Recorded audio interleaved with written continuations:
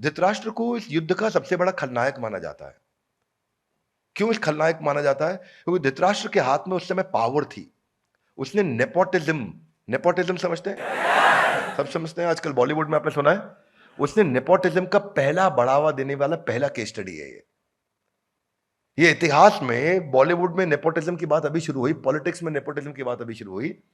ये पहला नेपोटिज्म का पब्लिकली अवेलेबल कि wrong case study, illicit case study है। तो धृतराष्ट्र केवल आंखों से अंधे नहीं थे, वो मन और बुद्धि से भी अंधे थे। और इमेजिन करो, युद्ध होने से पहले एस्ट्रोलॉजर्स को इनवाइट किया। धृतराष्ट्र ने पूछा सारे एस्ट्रोलॉजर से क्या होने वाला युद्ध में। एस्ट्रोलॉजर्स ने आकर के बता दिया कि आपकी सारी संतानें मारी जाएंगी, including Duryodhan, everybody will be dead. आके पहले बता दिया। और जिस व्यक्ति को यह पता चल गया, उसके बावजूद उसका अटैचमेंट इतना स्ट्रांग है कि वो एक इंटेलिजेंट स्ट्रांग डिसीजन नहीं ले पा रहा है कि मेरे को गलत काम मेरी आंख के सामने हो रहा है और मुझे इसको रोक देना चाहिए। उसको लग रहा है जीते मरते किसी तरीके से हो सकता है मौका मिल जाए कि मैं पांडुओं से साम्राज्य ले लूं और मेरे बच्चों को सब कुछ मिल जाए। So you deliberately you are choosing a wrong path. That is Dhritarashtra.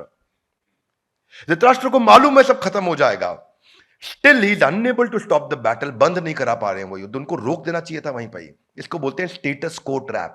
जैसा चल रहा है चलने दो। और हम लोग की लाइफ में ऐसा बहुत होता है। गीता इन एक्शन, हाथ आगे like come on, Gita in action. और ये स्टेटस को ट्रैप इतना बड़ा होता है कि आपको देखते देखते पता नहीं चल रहा कि आपकी संतानें मरने वाली हैं। सब everybody is going to die, मेरा पूरा साम्राज्य समाप्त होने वाला है, सब कुछ खत्म होने वाला है। तो धृतराष्ट्र का एक और नाम होना चाहिए, इनडिसीजन। क्या नाम होना चाहिए? धृतराष्ट्र एक डिसीजन ना लेने का सबसे बड़ा उदाहरण है।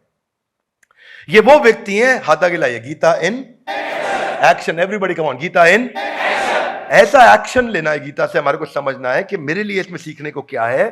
देखो, अगर बिजनेस नहीं चल रहा है, खराब चल रहा है और गड़बड़ चल रहा है, तो आप जब घोड़े से चल रहे हो और मालूम है कि घोड़ा पगला गया और गड़बड़ करेगा और तकलीफ करेगा, तो घोड़े से गिर जाने में समझदारी है, पर प्लानिंग करके गिरना चाहिए।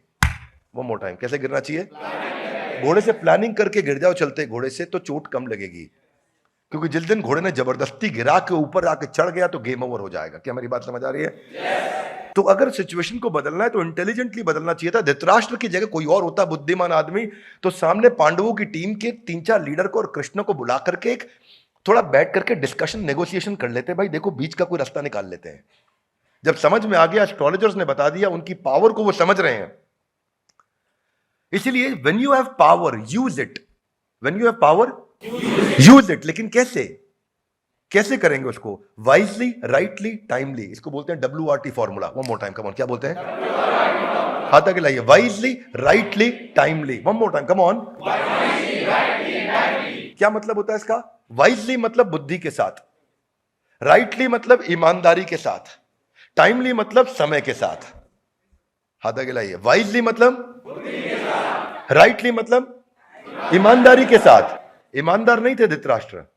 और टाइमली मतलब बच्चे सारे 100 के 100 पुत्र मारे गए, उसके बाद करने का डिसीजन कोई फायदा रह गया? नहीं। ऐसे ही देखते देखते जिंदगी में समय स्टूडेंट के हाथ से निकल जाता है। एक एंट्रेंस में फेल हुआ, दूसरे में फेल हुआ, तीसरे में फेल हुआ। हाथ आगे लाई, क्यों? क्योंकि वाइजली, राइटली, टाइमली उसने एक्शन नहीं लिए।